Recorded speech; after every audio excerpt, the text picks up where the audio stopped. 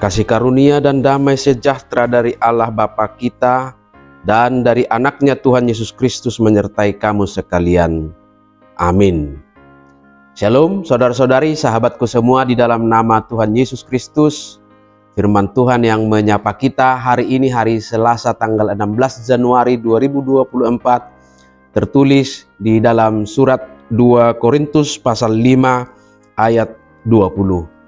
Mari sahabatku semua, kita simak dan renungkan firman Tuhan yang menjadi kekuatan dan inspirasi untuk menjalani hari ini demikian.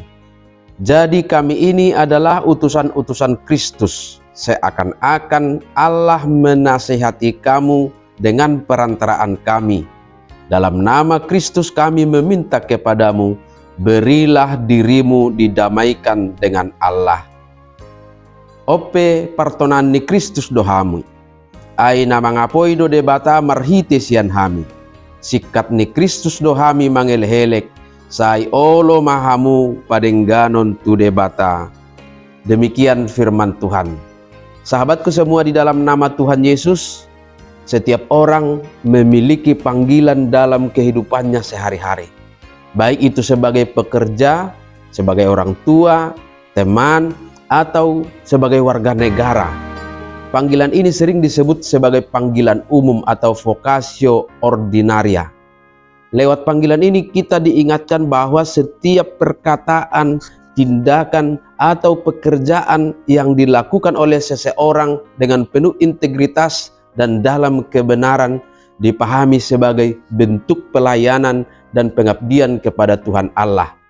Tetapi selain panggilan umum ini, kita juga mengenal panggilan khusus, vocatio spesialis, yaitu panggilan unik untuk tujuan khusus, di mana Allah memiliki rencana khusus untuk setiap individu dan setiap individu dipanggil untuk menemukan dan mengikuti panggilan itu.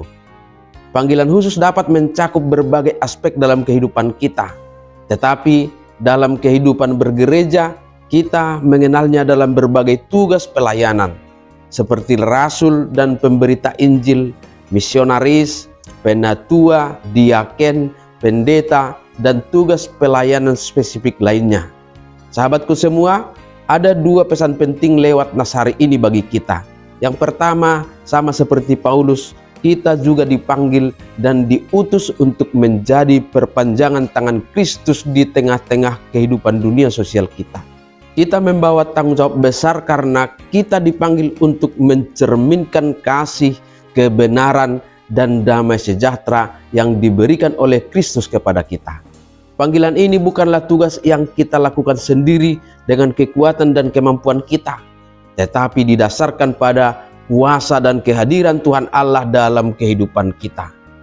Sama seperti Paulus, dalam kehadirannya bersama dengan rasul-rasul adalah kehadiran untuk misi Allah, maka kehadiran kita pun harus kita yakini seakan-akan Allah sendirilah yang hadir untuk menasihati.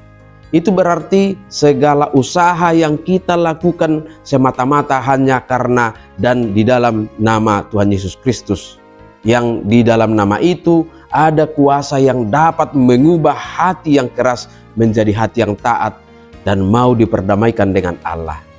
Atas pemahaman itulah sahabatku semua, maka dalam setiap tindakan dan perkataan kita diminta untuk mencerminkan kasih dan kebenaran Kristus, sehingga melalui hidup kita orang lain dapat mendamaikan diri dengan Tuhan Allah. Lalu yang kedua, nasihat dan teguran yang disampaikan kepada kita harus kita yakini sebagai kehadiran misi Allah untuk mendamaikan kita dengan Allah sendiri sebagai pemilik kebenaran sejati itu, sehingga kita dapat menerimanya dengan kesadaran penuh untuk memperbaiki dan memperbaharui hidup kita. Oleh sebab itu, dalam nama Yesus Kristus, berilah dirimu didamaikan dengan Allah, sehingga lewat pendamaian itu kita menjadi bagian dari keselamatan Kristus. Amin. Selamat beraktivitas, Tuhan memberkati.